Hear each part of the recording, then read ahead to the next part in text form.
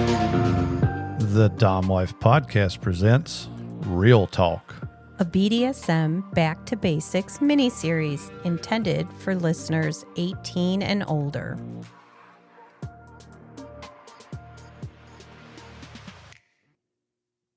Are you ready to get this sexiness started? It is that time again. Welcome back, everyone, to our second episode of the miniseries Real Talk. BDSM Back to Basics.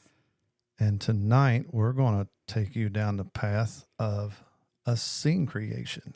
Hoo-hoo, I'm so excited. Now, this scene creation, we are going to paint the picture of how Lady Dee and myself do a scene, a sensual, light to medium impact. Yay, that's my wheelhouse. This is where I love to be. On a cross. Now, a scene can be set in any atmosphere. It can be set on any piece of furniture. It could be a bed. It could be a spanking bench. It could be anything you want. You could do it against a wall. It does not have to have an actual piece of furniture. You don't. And when we talk about our cuffs and the cross and all of that, you don't even have to have that type of stuff. You can do it with your submissive's hands up on a wall. Yes. While leaning against the wall. Using commands always is such a turn on. Yeah, we do commands. So what we're going to do is paint you a picture of this scene that we are going to do on the cross and kind of the layout of how we do things. And again, for you beginners, for you people that are interested in it, or for somebody just looking to learn something more, this is how we do it. Feel free to do it the same way. Feel free to take parts out of this scene. Completely do it different, but at least you get to hear somebody else's perspective on what a good scene is. Absolutely. On a cross. So what we will do is we will set kind of the atmosphere. It's a dimly lit room. Ooh, yay, that sounds so sexy. The cross is over in the corner. With a little bit of light against it. Against the bottom, shining up.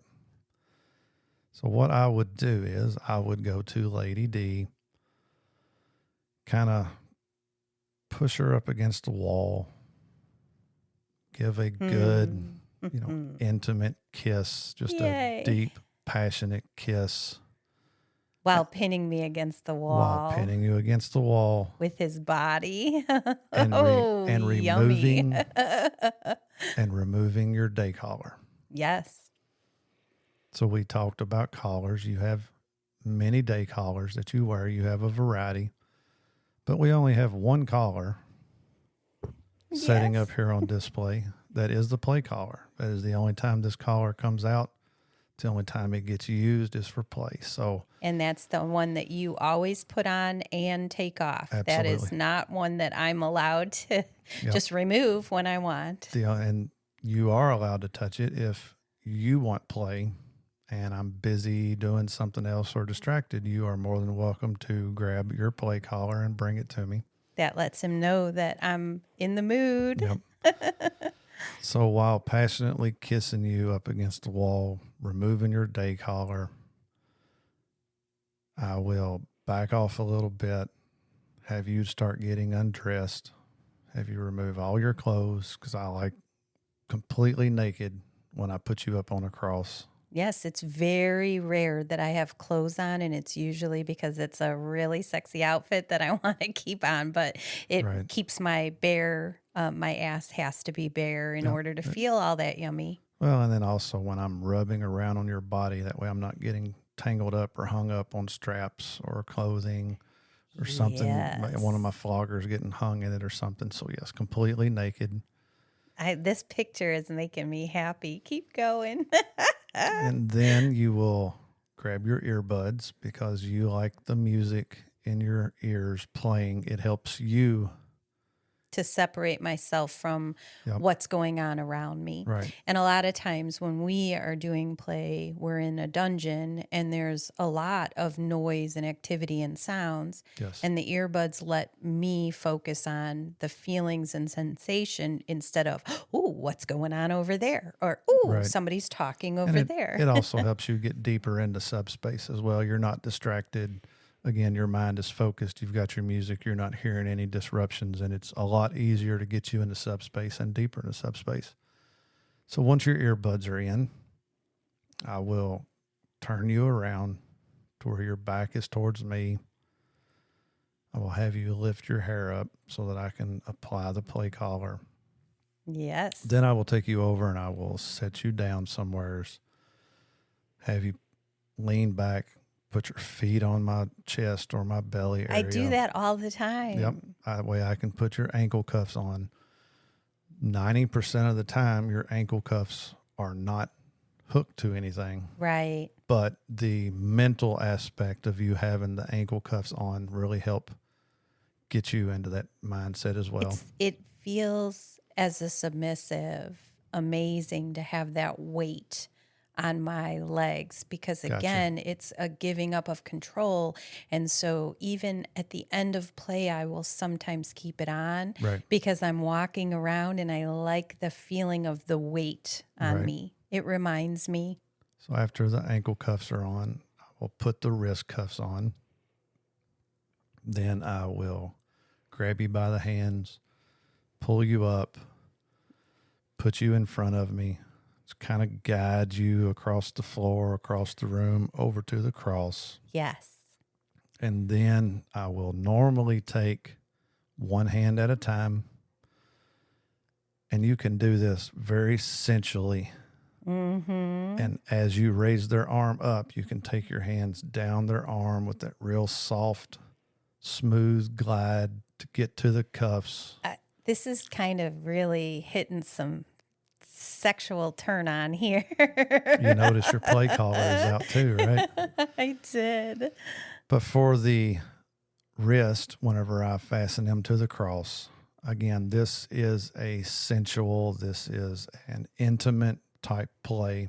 I don't want your arms stretched completely out. Right.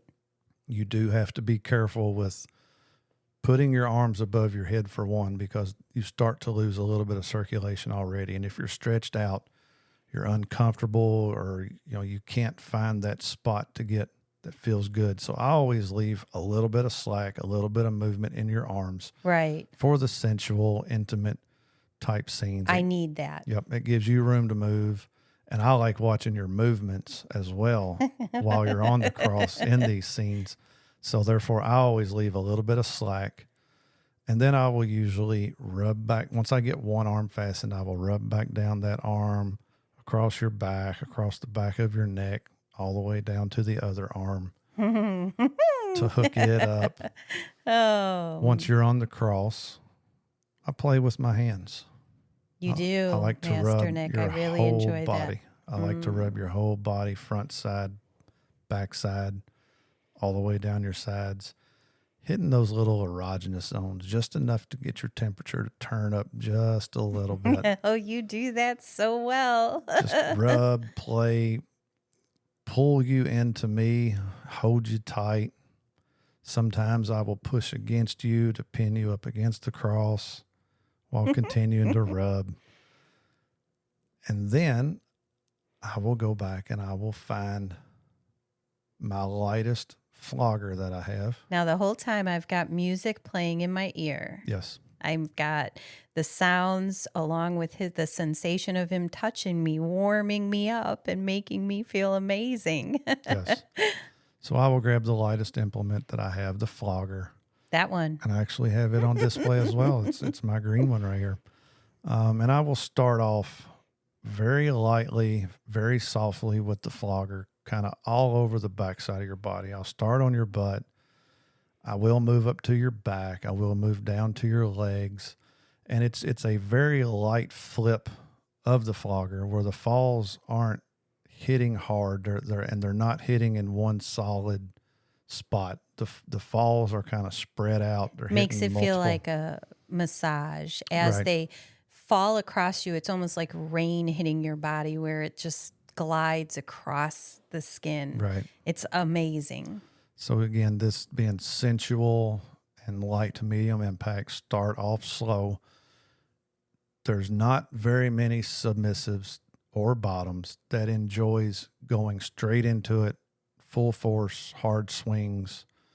It's not enjoyable for them. So even with masochists, I think we've had some conversations about how you still want the body warmed up. Right. You still got to build it up. Right, because the skin needs to be warmed up, reddened a little bit. Correct. And then when you hit, you can take harder, better, stronger hits. But your skin, if you do that on a cold, not warmed up body, it creates a problem. Right. So again, you're starting off slow and you're building it up.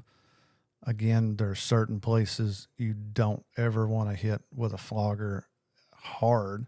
However, with these light flips and the very soft hit of the falls from the flogger, you can move in multiple areas, up the back, down the legs. You still kind of want to avoid the crease of the knee, the back of the kneecap. That is a more tender area. Right. But it's for agree. the flipping of the falls doesn't affect it much.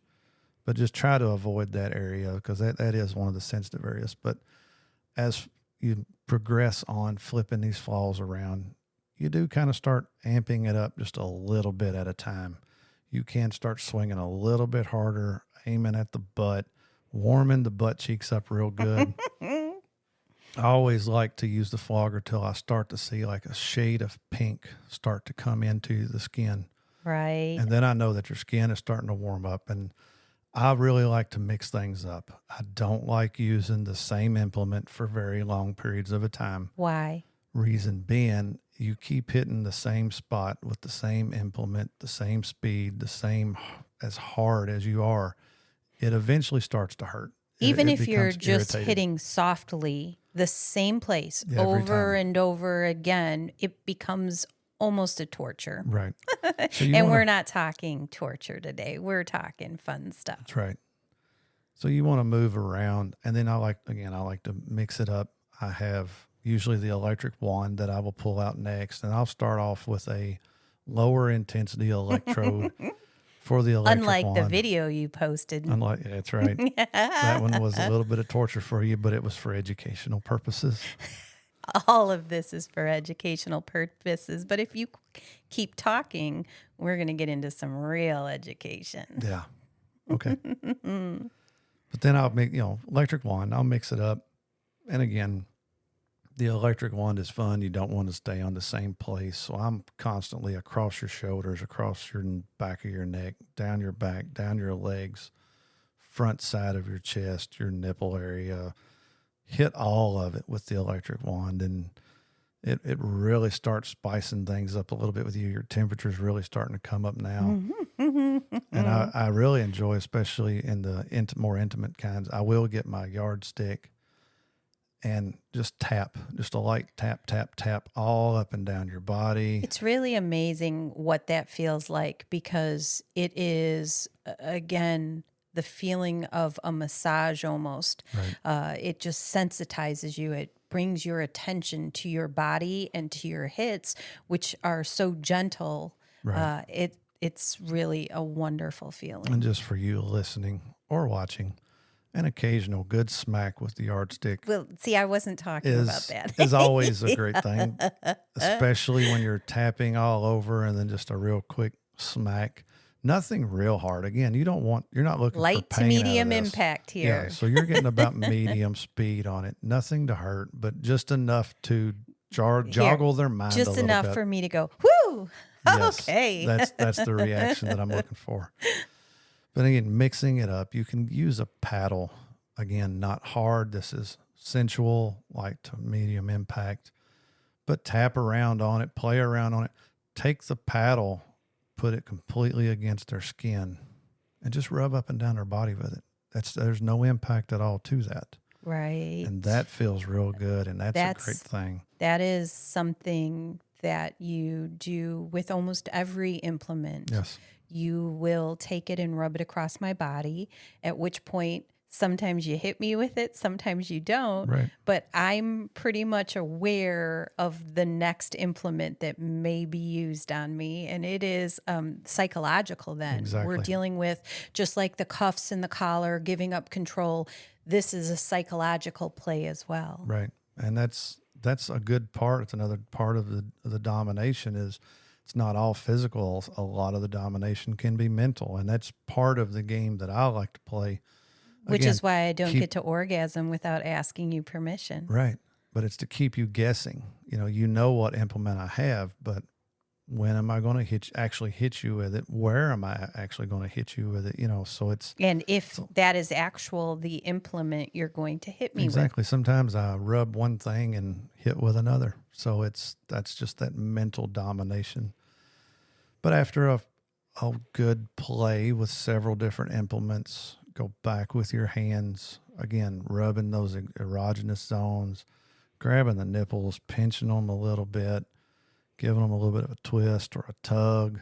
And of course, all good things. Of course, anytime with these sensual scenes, there's always an orgasm or 4. I mean, yes. you never know how many. This brings up a point in case that I did not get an orgasm 2 weeks ago.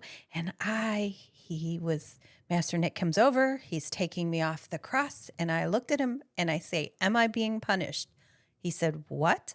I said, "Am I being punished? I didn't have an orgasm." And it was like a light bulb went off. And then it wasn't immediate. You went back up on the cross. I did. To make sure we got some of them in, because it was a long night. It sounds like an excuse, I know, but it was a long night, and I just totally slipped my mind. And I thought it was a punishment. And we are not talking about punishments today. Nope, that's coming next week. Next week. But that would be, so after the orgasms, I almost forgot, taking you down off of the cross, not knowing, well, I say not knowing, I always know how deep into subspace you get. So I can always tell. But taking them down, you do the same sensual moves. You're soft, you're smooth with your movements. You take them down. You're showing strength when you're holding me, because I sometimes don't have the strength to hold myself up. And it looks pretty, I'm sure with other people watching, it looks pretty ridiculous, because after a scene, I cannot hold myself up. Right. So Master Nick. When I take you down, there's always one arm around you and the other arm taking down one of your hands off the cross. And then I will switch arms and take the other one down. And I usually hold you against your body, against my body and the cross for however long it takes. And then it's spinning you around, taking you in my arms, you laying your head on my chest. I love that. That's the best feeling. Yep. And we stand there for however long it takes. It may be 3 minutes, it may be 5 minutes, it may be 10 minutes, but however long it takes till I know that I'm going to be able to take a step without it till I know folding your legs, under me. till I know your legs are under you, and I can get you over to a seat where there we wrap you with a blanket or a towel or something. Get your bottle of water. Right, because I'm naked. Yep. And then I'm kind of already vulnerable coming off the cross. So being covered up or taken care of in that way makes you feel better. Yep. And then the aftercare begins. So that is a sensual scene, light to medium impact on a cross. All right, let's get the collar out and go, Master Nick. I'm ready. See you guys next week.